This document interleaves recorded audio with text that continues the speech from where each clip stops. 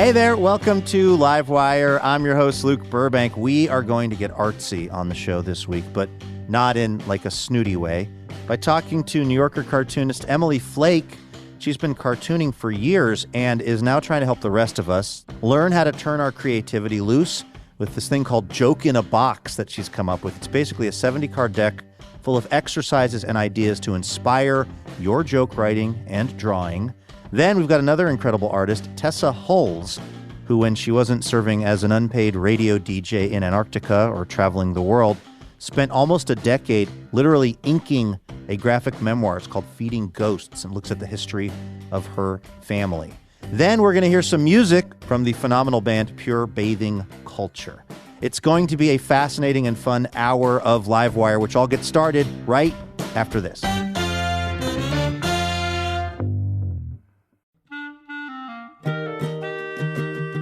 This episode of Livewire is brought to you by Progressive Insurance.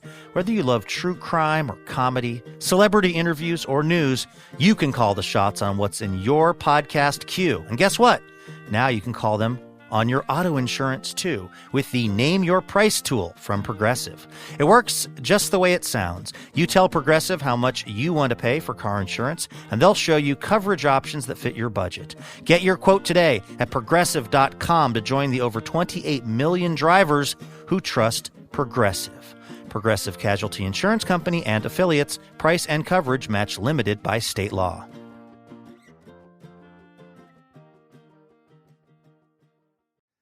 Hey, Elena. Hey, Luke. How's it going? It is going really, really good this week. I am excited to play another round of station location identification examination. This is the part of the show where I quiz Elena on a place in the country where Livewire is on the radio. She's got to guess where exactly we are talking about. Okay. In 1939, after a great day of marlin fishing in this place, President Franklin Roosevelt bestowed this town as the white marlin capital of the world. So maybe, I know he had a vacation home in Georgia and there's marlins maybe in Florida. So is this somewhere in Florida? It's on the eastern seaboard, but you're going to go north. You're going to get a little closer to D.C. Oh, it's in the Chesapeake Bay area. Okay, now you're warming up. The boardwalk in this city has been a beloved attraction for over a century. It's over 2.5 miles along the beach. It's got, of course, shops and eateries, and it is considered the place to be in this part of the world. That's got to be Ocean City, Maryland. Ocean City, Maryland is exactly right, where we're on WYPO radio. Also, if we would have needed to, I could have deployed this little clue for you. The guy who invented Noxema apparently came up with it at Ocean City, Maryland, because the people were getting so much sunburn and windburn. He whipped together this thing called Prescription Number 22, which then they later changed the name to Noxema. Wow. Yeah. All right. Shall we take that momentum and roll it right into the show? Let's do it. All right. Take it away. From PRX, it's...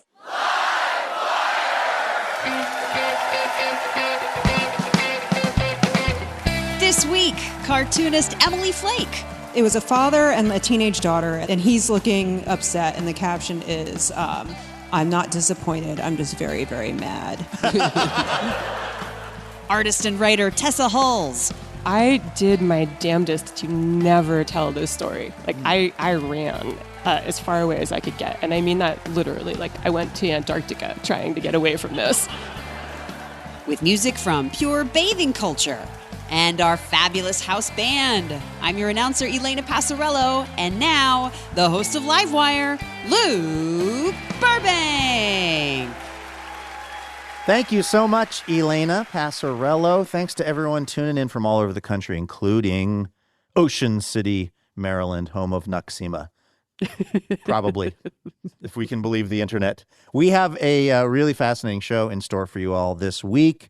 We, of course, asked the Livewire listeners a question because we're talking to Emily Flake about comedy and joke writing and creativity. We have asked the listeners to tell us their favorite short joke. We had to put that in because, you know, sometimes they can be real stem winders, but we're going to hear those responses coming up in a minute. First, though, we got to kick things off with the best news we heard all week.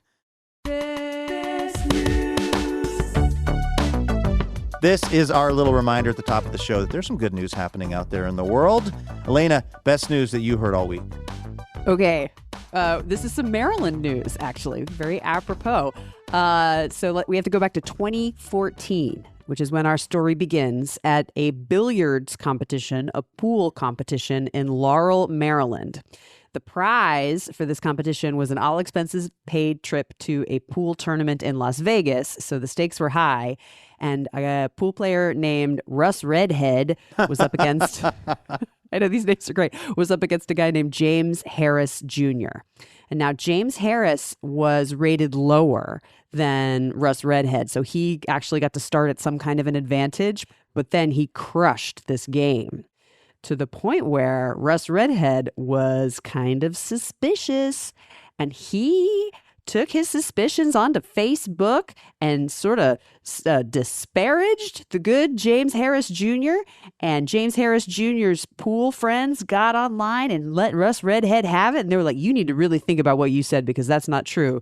And contrary to what usually happens on Facebook, Russ Redhead was like, you know what? Maybe you're right. And when they met 6 months later at another pool competition, he apologized. And that was basically all it took to strike up a long, long friendship. These guys, Russ and James, met each other at competitions. Sometimes they do sports betting together. And there was a little bit of a secret happening, or actually a lot of a secret. James Harris wasn't telling Russ or really anyone in his life that he had end-stage kidney disease. He was getting dialysis 12 hours a week. He wasn't able to work. He was on the wait list, but it's a 5-year wait list for a kidney. And it wasn't until 2022 that Harris's wife was talking to Russ Redhead and let the beans spill that this was something that James Harris was going through. And Russ Redhead was like, what does it require? What do you need? Sweet, I'll do it. So 2 months ago, they had the surgery. The night before, Russ Redhead spent the night at James Harris Jr.'s house. His wife got them T-shirts that said "Kidney Buddies for Life" and forced the men to wear them. There are these great photos of the Washington Post of the two of them in their hospital beds and pre-op fist bumping each other. And I'm so happy to report that everybody is feeling great and the two can't wait to get back to playing pool again. And they are still the best of friends and the harshest of rivals. I love that story. I want you to know, Elena, I would absolutely give you a kidney if you needed one, although I've put some miles on this rig. So I don't know what the Carfax are on it. I'm not sure if you want it, but just know it's available if you need it. Thanks, Luke. Well, from the sport of billiards to the sport of hockey, the best news I saw this week comes to us from the Cleveland, Ohio area, where recently a mom named Asia Davis was at a Cleveland Monsters hockey game of the American Hockey League, and she had her 4-year-old kid, Nasir, with her. And she says now, because she's talked about this whole story, that this was maybe not Nasir's greatest night. Like right as the game was starting, he started to say, I'm tired, I don't want to be here. But they had already like gotten the tickets. And, you know, she was like, we're sticking it out for the game. And sitting next to him was some guy, they didn't know him, some dude in like a backwards hat who Asia Davis says was being surprisingly patient, sitting next to her son who was kind of going through a bit of a meltdown. And so, I don't know, about midway through the game or something, just out of the blue, there is this moment in the game where the puck, which is very heavy, a hockey puck is really dense, gets knocked up in the air. It goes over that kind of protective glass, and it is about to hit Nasir in the head. Nasir, by the way, oblivious to all of this. He's just being 4 years old. This mystery guy whacks the puck away from Nasir's head at the last second. So she thanked the guy. She took a picture with him, and she, you know, they pretty much at that point decided to call it a night, and they went home. So it's like a day later, and Asia Davis can't sleep. She just keeps playing this over and over again in her head, how close this puck came to hurting her little son and just how bad that could have been. And she realizes that she wants to thank this mystery person, but she doesn't know anything about him. She didn't get his name or anything. Well, of course, she did get a photo, though, so she throws that up on TikTok. And the next morning when she wakes up, basically her post is like, help me find this person who like saved my son. There's like 600,000 people have shared this video. She's gotten all these responses, including from the guy who did the saving. He's 28. His name is Andrew Podolak. And he said, hey, no problem. I was like happy to help. The hockey team, the Cleveland Monsters, of course, heard about this, invited them all back. So Nasir and Andrew got to do the puck dropping at a game. I'm not a super kind of supernatural type of person, but this guy, Andrew, told Asia that he actually had tickets in a few different sections. And he was just sitting in the seat next to this kid, Nasir, even though this kid was being kind of wild. He could have sat in a number of other seats that he had, but he stayed in that seat. He told Asia Davis that he feels like he was sitting in that seat for a reason that night, which is pretty sweet. So the fact that everybody in this story, Elena also made it out in one piece health-wise, is that's the best news that I heard this week.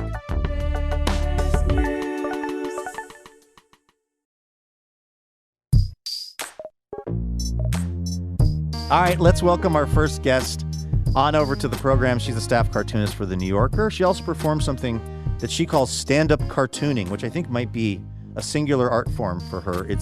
She shows cartoons that she's made via PowerPoint, and then she tells stories about them. Her latest project, though, is something called Joke in a Box, which is a 70-card deck full of exercises to teach the people that are participating in this how to write a joke and also how to kind of unlock the humor in their brain, which is something that we can always do more of on this show. If you've ever heard my attempts at humor, you know I can use all the help I can get. So here we've got some. It's our interview with Emily Flake. We recorded this live on stage at Town Hall in Seattle, Washington.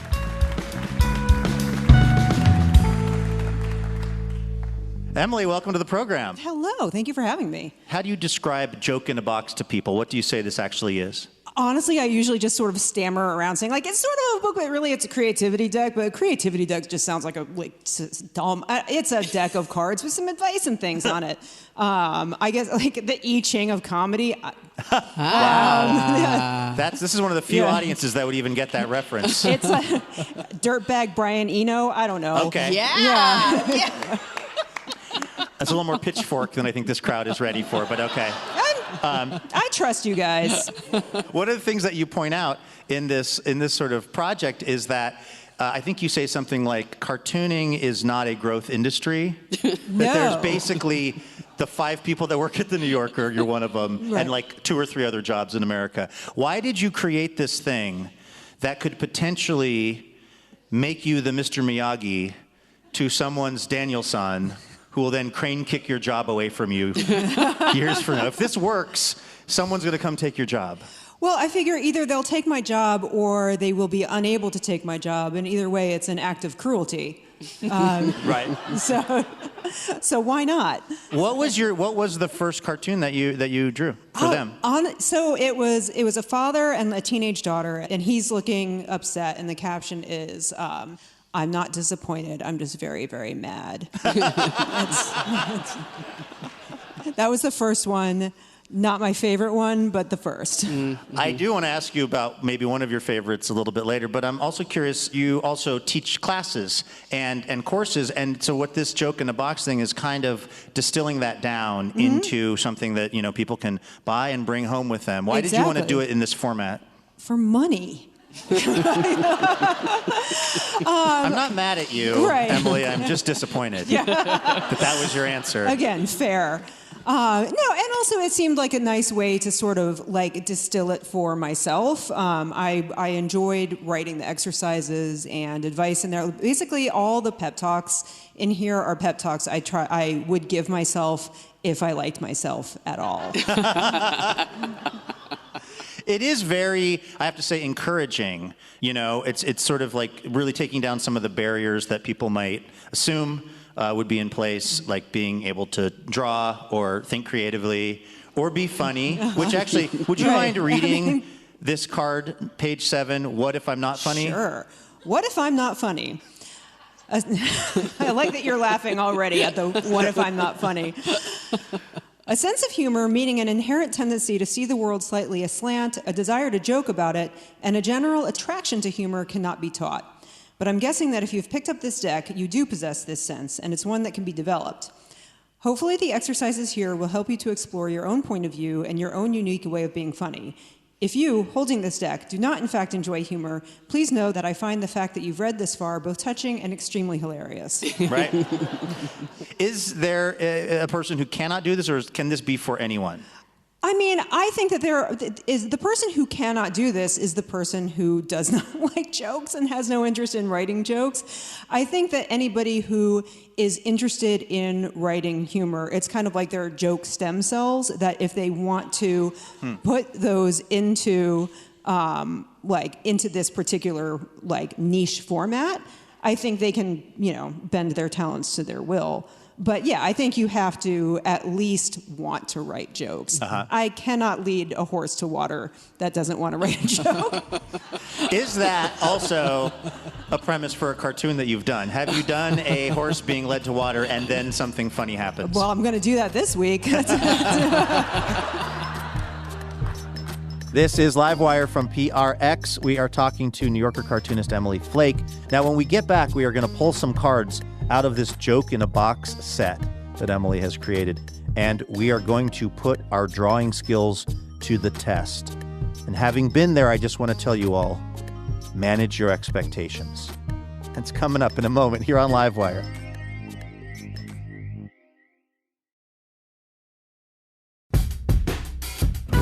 Welcome back to Livewire. I'm your host, Luke Burbank. I'm here with Elena Passarello, and we are listening back to a conversation we recorded with the New Yorker cartoonist Emily Flake about her latest creation. It's called Joke in a Box.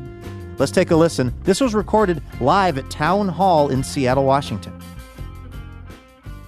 What are some of the exercises that are in the box? What are some of the things that you kind of run folks through? So a lot of the box is just cards with a prompt, not even a prompt, like an object on it. And so there are ways that you can pull cards by chance and then put them together in a way that forces a juxtaposition that you can pull something out of. So if you pull a person, place, and thing, you put it together, and it's kind of like making your own caption contest. For folks that don't know, the New Yorker magazine has on the back page now cartoons that don't have captions, and you try to send in your ideas. And it's something that, as a person who I consider myself to be reasonably funny, I have never had one good idea for that. It's just not how my brain sort of operates. Do you ever participate in those under a pen name, or do you read those every week? Do you do you try to win those just for your own kind of gratification? No, I feel like that would be illegal.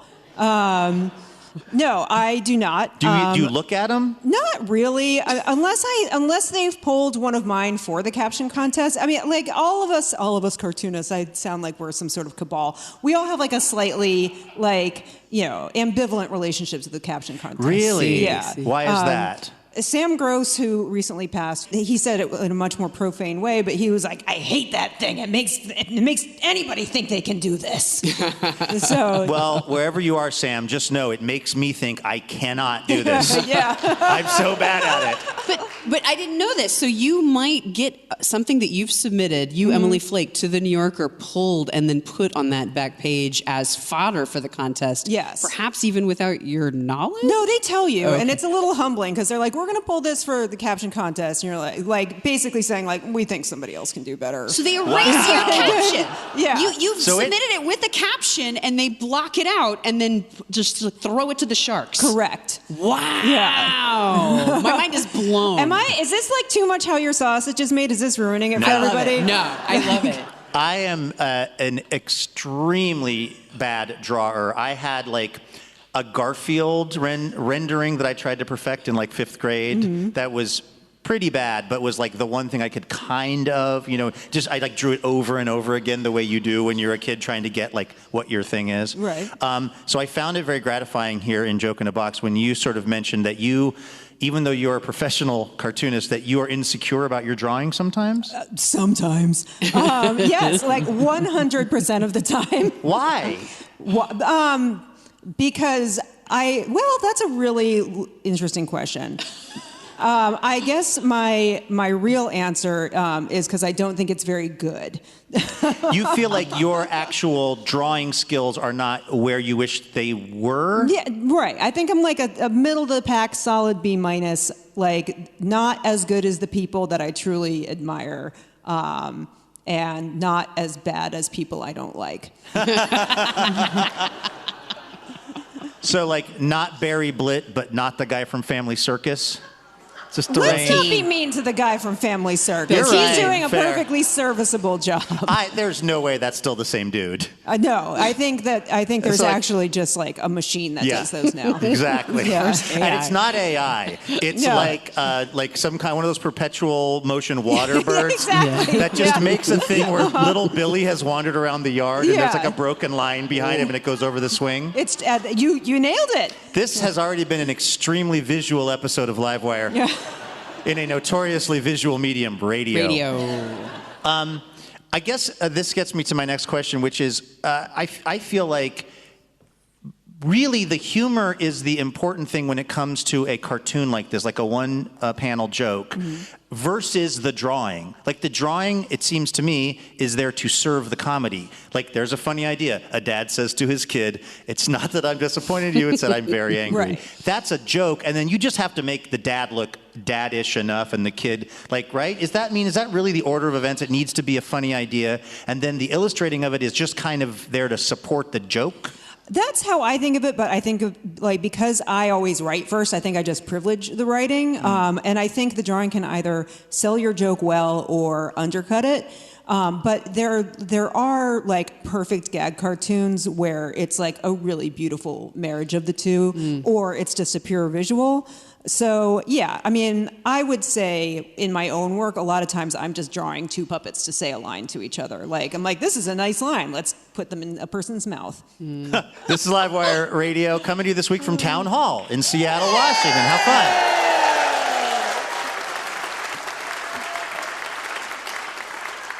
So I was thinking that maybe we could really test my sort of theory that the drawing is secondary to the humor, or that you don't have to be great at drawing to make a compelling one-panel joke.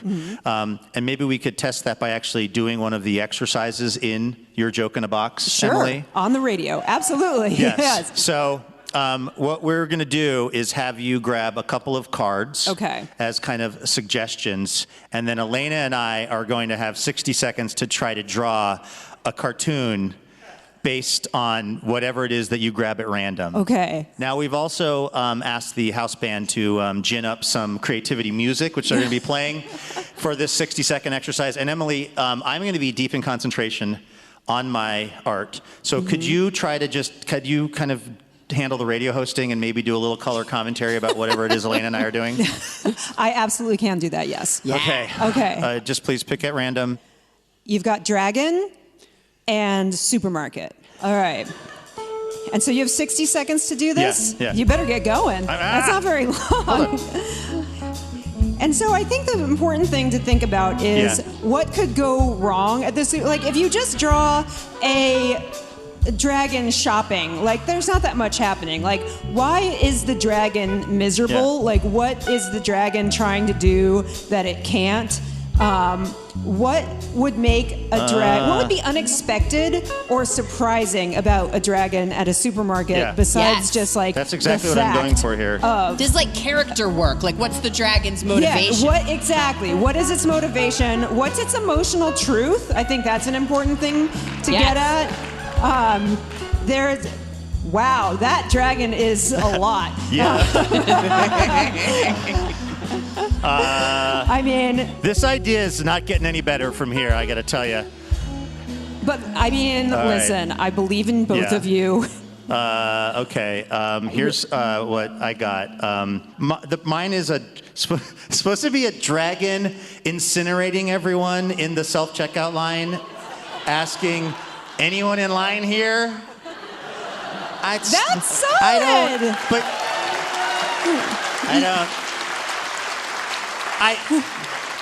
Well, let's see what Elena has come up with, and then we'll I only know how to draw one thing. Is it a dragon? No. It's an upright base. So I drew an upright base at Costco saying, gee, I wish I was a dragon. Wow. No fair. The fact that you came up with that workaround for the problem in 60 seconds is stunning. That's impressive. Yes. your dragon. There's a lot of problems with my dragon. The dragon looks like, in the original Little Mermaid cartoon when Ursula takes someone's voice. My dragon looks like Ursula took its voice. But also the drawing. I think the issue is that I don't really think a dragon should incinerate people in the self-checkout line. I think he should incinerate whoever invented the self-checkout line. And that person's not at the grocery store. They might be, which is why he has to incinerate everybody to make sure. I feel like they're collateral damage. They're just trying to get through their life. Exactly. Yeah. If I gave you those cards, Emily Flake, professional cartoonist, dragon, grocery store, where does your mind go with that? I mean, I automatically make him sad because that's what I go to Sad first. dragon? Sad dragon. Like, he's sad because he's at the supermarket. Like, I always imagine that, like, whatever he wants, he destroys with his dragon breath. Right. Oh, poor dragon. So I like to put things in a position where I feel sorry for them. Like a lot of my work has like a base layer of pity and sorrow. But like That's great.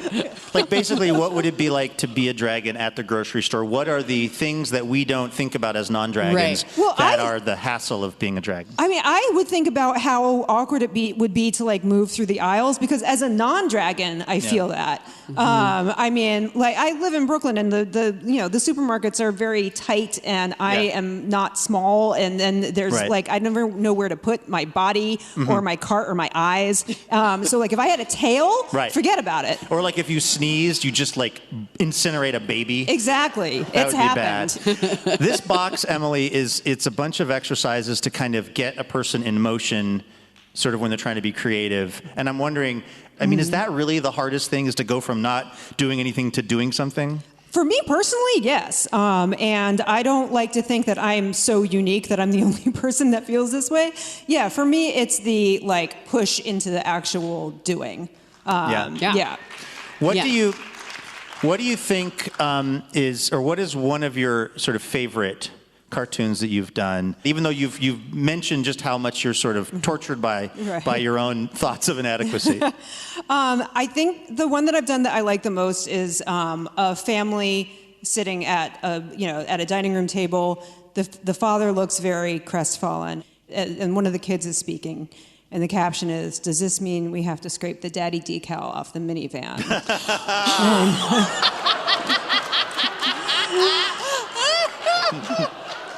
I want to thank the audience for giving me exactly the laugh I wanted out of that cartoon.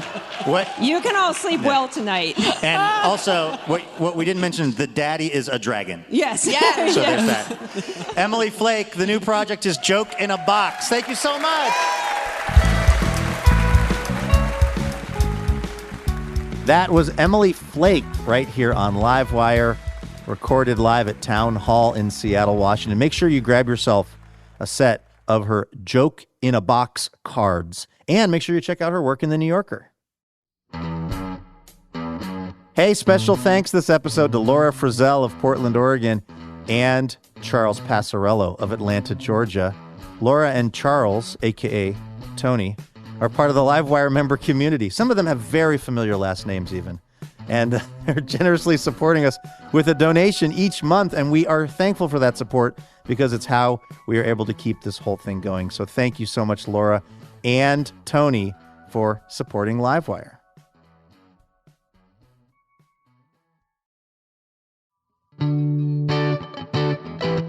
This is Livewire. Each week, we like to ask our listeners a question. Since Emily Flake was helping us expand our creative and humorous abilities, Elena, we asked the audience to share their favorite short joke with us this week. You can always use, a couple of good, short jokes in your back pocket if you got to break them out at, some kind of an awkward, dinner meeting or something. So people have been sending these in. What are you seeing? Well, I think because of the prompt for this to be short, people went full pun. Oh, so all right. I wouldn't call that promising. You grumbled, and I was like, woohoo! These are good. Okay. Hey, Luke, this was from Brody. Why don't ants get sick? Why, Elena? Because they have little antibodies. That's pretty good, actually. I haven't heard that one before. Okay, how about this one from Serena? What did the janitor say when he jumped out of the closet? What? Supplies! All right. Pretty solid. Maybe one or two more. These are going fast, though, so that's the good news. We can actually get a lot of them in. Okay. How about this one from Michael? You know, a lot of people don't find Cleopatra attractive, but that's not how Julius sees her. That's actually good. That's my favorite one so far. I need to write these down, and I need to laminate a card that has like 3 or 4 good jokes, because have you had this experience? You hear one like that, and it's actually pretty funny, and you think, oh, I've got to remember that to be able to, deploy that on my friends at some point, or maybe my nieces and nephews. And then I can never remember those kinds of jokes in the moment when called upon to do so. It would be really funny if you had a laminated card that you pulled out at moments like that. Like, you would develop a really interesting reputation. That would officially be the end of even any last vestiges of me being a young person. That's not the move. But anyway, well, thank you to everyone who sent in. Those are actually pretty good. The Julius Caesar one really got me. We have another listener question coming up for next week's show. We're going to read you at the end of today's episode. In the meantime, though, let's say hi to our next guest. She's an artist whose wanderlust has taken her everywhere, from Antarctica to Ghana to China and Hong Kong. She was in China and Hong Kong with her mother as part of an attempt to really better understand herself. It's all described in her new graphic memoir, Feeding Ghosts. So it traces 3 generations of women in her family from China to Northern California and through mental illness, and eventually to an understanding of the complicated ways that mothers and daughters can both damage but also save one another. This is our interview with Tessa Hulls. We recorded this at the Patricia Research Center for the Arts in Beaverton, Oregon.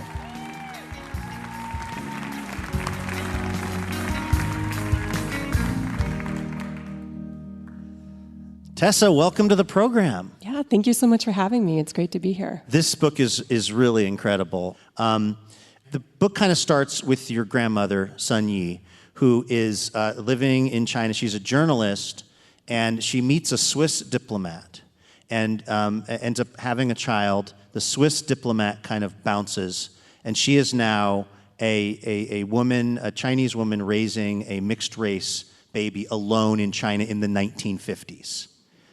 Yep, that's What the is that? What does that look like for your mom and her mom? Complicated? Yeah. That's the short answer. Basically, so my grandmother, she wrote for pro-nationalist newspapers, and when the communists came to power, she found herself caught in the crosshairs of this really complex history. So she was being intermittently arrested, held for unknown periods of time, all while raising my mother, whose biracial identity was politically really dangerous. And then they managed to get to Hong Kong, and there your grandmother writes her memoir, which is this like smash hit. How did that change their life? It both did and didn't. So because of the bamboo curtain, there really wasn't news coming out of mainland China.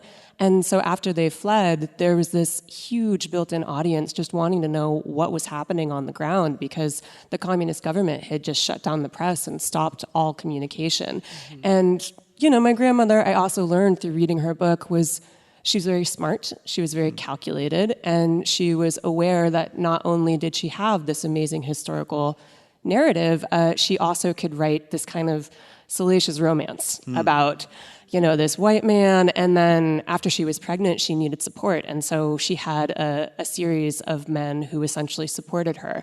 And so when the book came out, it was an immediate bestseller in Hong Kong and Taiwan. And goes without saying, you could not read it in China, banned book.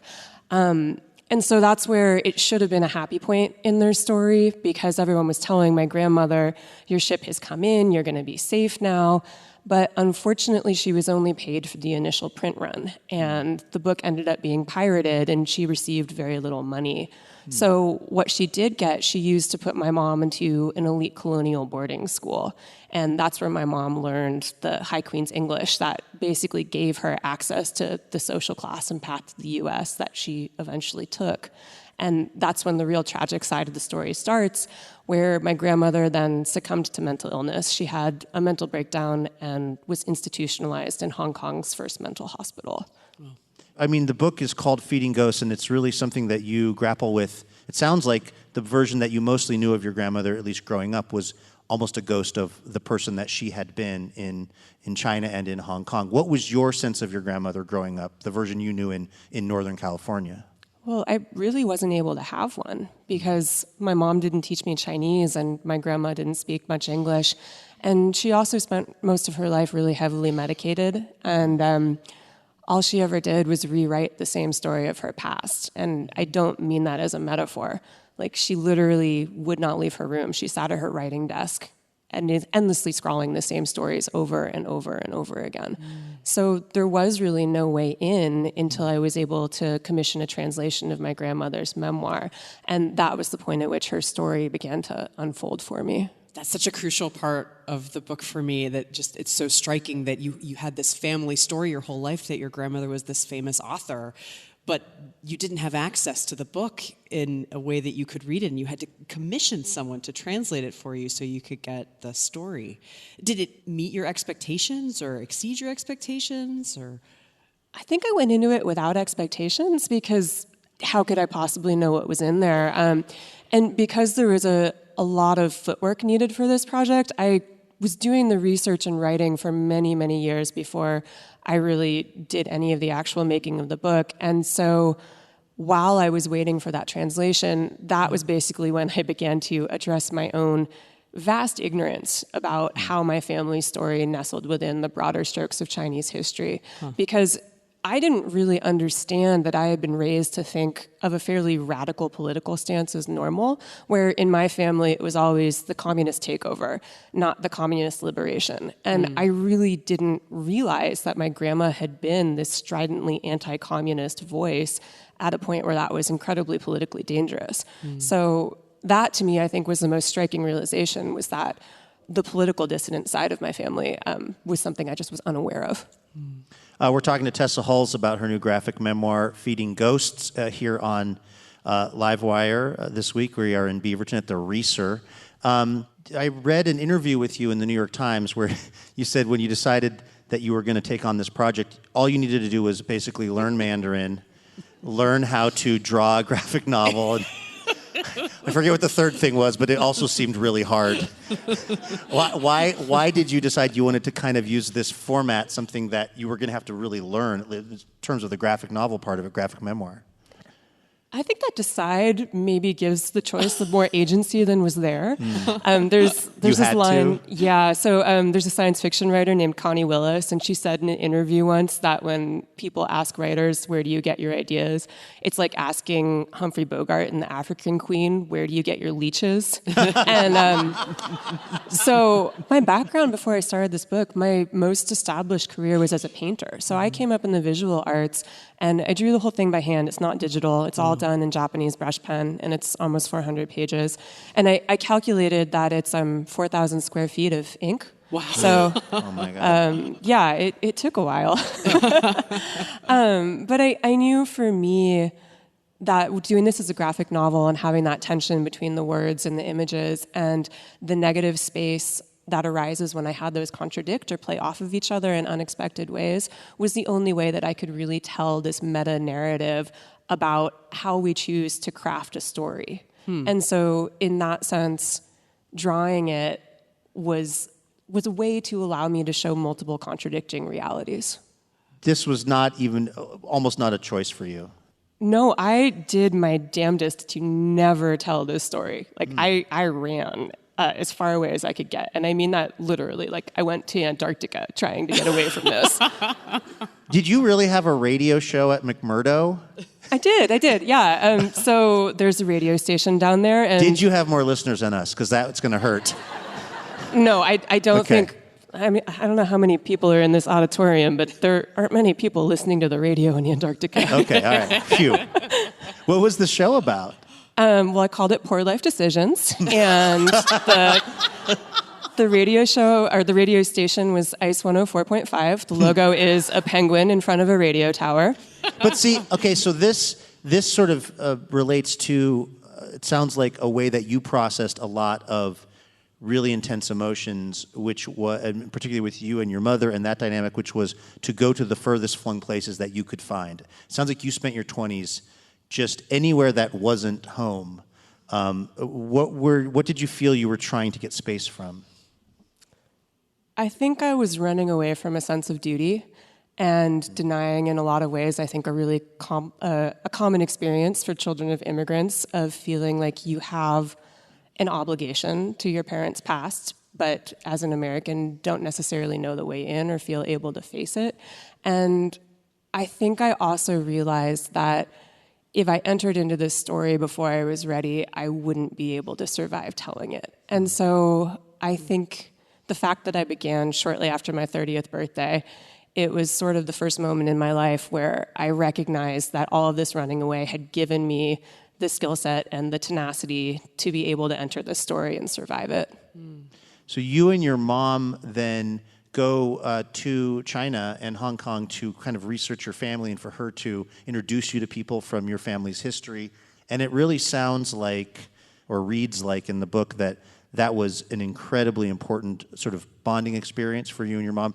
Yeah, I remember one moment in particular. We were walking down a street and she saw a sugarcane vendor and she just tugged on my arm and she said, "Oh, Tessa, look, it's a sugarcane vendor. I used to love sugarcane."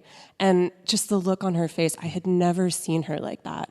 I had never seen her unburdened and unguarded.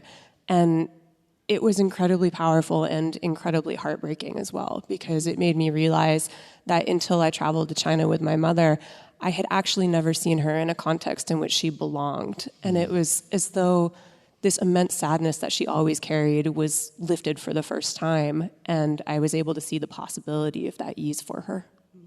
Well, I thought it was interesting that if I read it right, I'm reading the whole book, and you're really speaking so honestly about your experience being the child of your mother. And I'm thinking, oh my God, is her mom reading this? And then you write, this is a collaboration at some point. You describe the book as a collaboration. How was this a collaboration for you and your mom? So the first step for me in this book was writing my mother and telling her, okay, I'm ready. I need to do this. And I thought it was going to take me about 5 years. Here we are 9 years later. But I think I embarked on this in an attempt to heal my relationship with my mother. And so we had many, many, many, many long conversations, me interviewing her, me asking her for the touch points and references that made her who she was. And eventually we were able to get to a place where I think we understood that the conflict between us really was rooted in cultural misunderstanding in a way that we hadn't been able to see. And it's definitely not a happily ever after story of, oh, and now we understand each other and we get manicures. But it's more, we can leave room for each other's emotional truths without trying to fundamentally override or change who the other person is. I'm curious about promoting this book that's so personal, because it's your life story and the story of your family, and yet it's also a product that is for sale. I read an interview with one of your editors who described you as, I believe, almost unfindable. Does that mean this is the first and last memoir graphic novel work from you? Yes. But no, to elaborate on that somewhat, I think what I've really been learning in this journey is that I'm not somebody who is a writer. I never had the ambition of making a book. I never thought of myself as an author. And as this has kind of moved further along in the process, I've been thinking about this phenomenon called homoplasy, which is where you have animals that share, or not just animals, plants as well, but basically things that look similar. So you think they have a shared genetic ancestor. So like a shark, an ichthyosaur, and a dolphin, they all have really similar forked tail fins. So you think oh, somewhere back there. No, divergent. And so homoplasy, that's the term for it. And so I think what's happened is a case of homoplasy, where I am a multidisciplinary artist who's making a book. And I've been doing it for so many years that people are oh, well, she must want to be an author and make a book, because that's what she's doing.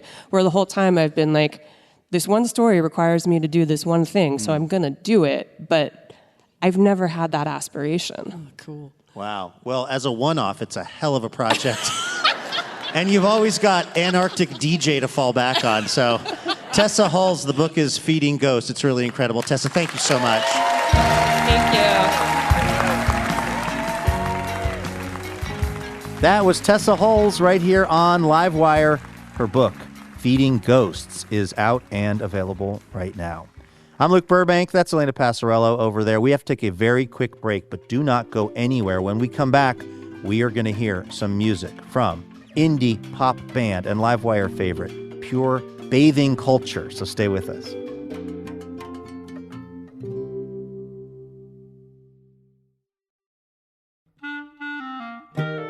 Livewire is thrilled to be partnering with Portland's own Portal Tea this season. Formerly known as Tea Chai Tay, Portal Tea is the premier tea company in the Pacific Northwest, and they make one-of-a-kind handcrafted tea blends like cinnamon churro chai and blueberry cream Earl Grey. Use the code LIVEWIRE, all lowercase, for 20% off at portaltea.co.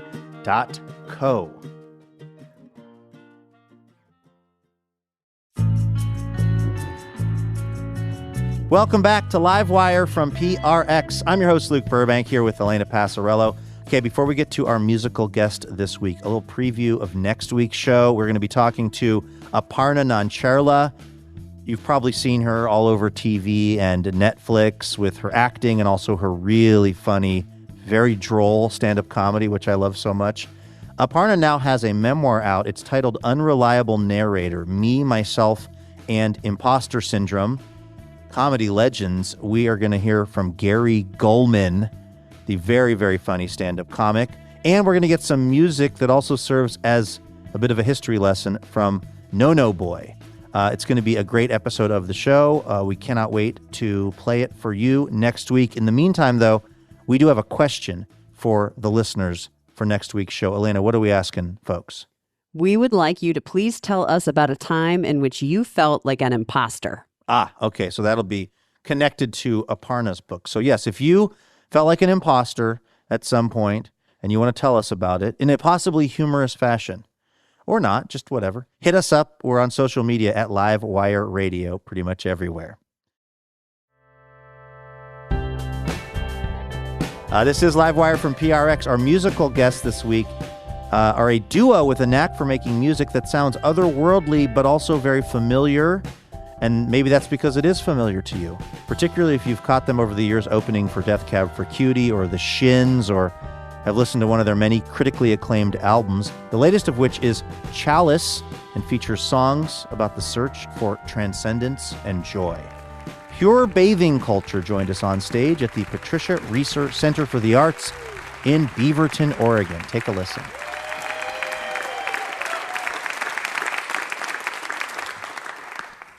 What song are we going to hear? This song's called The Memento. All right, this is Pure Bathing Culture right here on Livewire.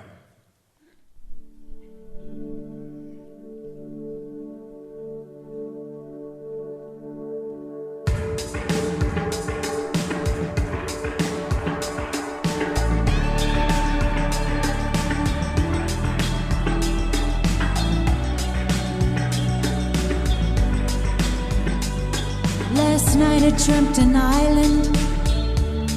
I caught it from the corner of my eye. Yeah, I saw you as an apparition in the sky. You were alone and you were crying. A ruby rose above the stars formed into a ghosted lover's charm. I saw you rising with a crimson angel arm in arm. I saw you rise, an apparition in the night. You were looking for a light, like a memento to keep alive, like a locket, like a ring, alive, like a memento to keep alive, like a rocket for a king, like a ring. The light, like a memento to keep, yeah. The light, oh, like a ring. Ooh, the light, like a ring, like a locket, a memento for your pocket, like a ring.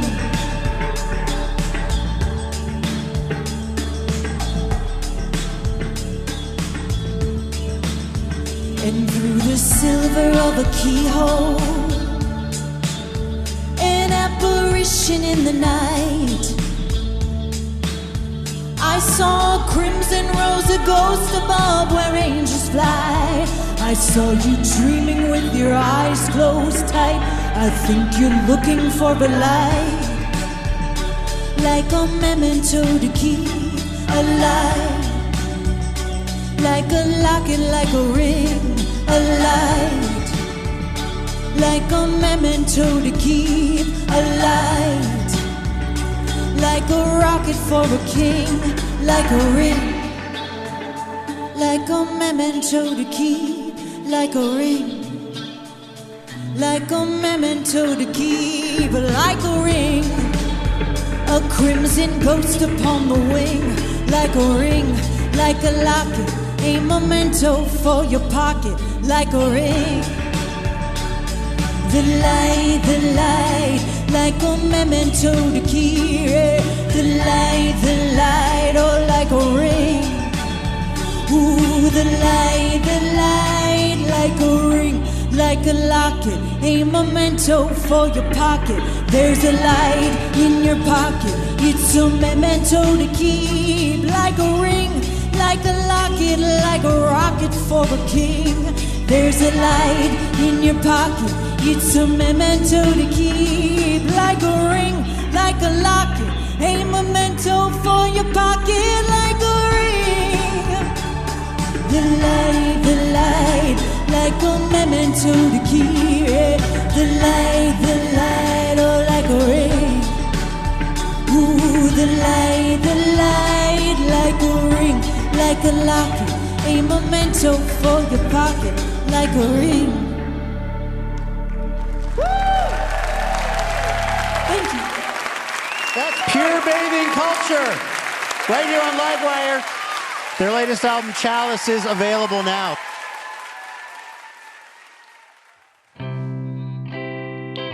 All right, that's going to do it for this week's episode of the show. A huge thanks to our guests, Emily Flake, Tessa Hulls, and Pure Bathing Culture. Laura Haddon is our executive producer, Heather D. Michelle is our executive director, and our producer and editor is Melanie Sevchenko. Eben Hoffer, Leona Skinner-Kinderman, and Molly Pettit are our technical directors, and our house sound is by D. Neil Blake. Trey Hester is our assistant editor. Our marketing and production manager is Karen Pan. Rosa Garcia is our operations associate. Jackie Ibarra is our production fellow, and Becky Phillips is our intern. Our house band is Ethan Fox Tucker, Sam Tucker, A.L. Alves, and A. Walker Spring, who also composes our music. This episode was mixed by Molly Pettit and Trey Hester. Additional funding provided by the James F. and Marion L. Miller Foundation. Livewire was created by Robin Tenenbaum and Kate Sokoloff. This week, we'd like to thank members Laura Frizzell of Portland, Oregon, and Charles Passarello of Atlanta, Georgia. Tony P! That rings a bell. That might even be your actual dad. Hey, if you would like more information about our show or how you can listen to our podcast, head on over to livewireradio.org. I'm Luke Burbank for Elena Passarello and the whole Livewire team. Thank you for listening, and we'll see you next week.